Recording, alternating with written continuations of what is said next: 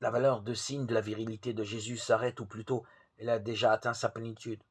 Franchir un pas de plus et contracter mariage avec telle femme concrète ici-bas n'aurait eu aucun sens pour Jésus.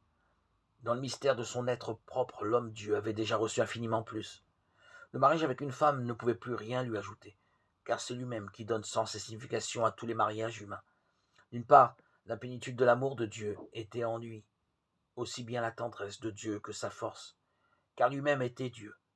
D'autre part, il était lui-même dans sa double nature comme Dieu et homme, l'insurpassable mariage, la parfaite communion personnelle entre le Dieu rédempteur et l'humanité rachetée.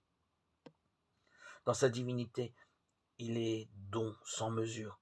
Dans son humanité, il est accueil et éminente réceptivité. Ainsi, toute tension est-elle abolie dans sa sensibilité comme dans sa sexualité.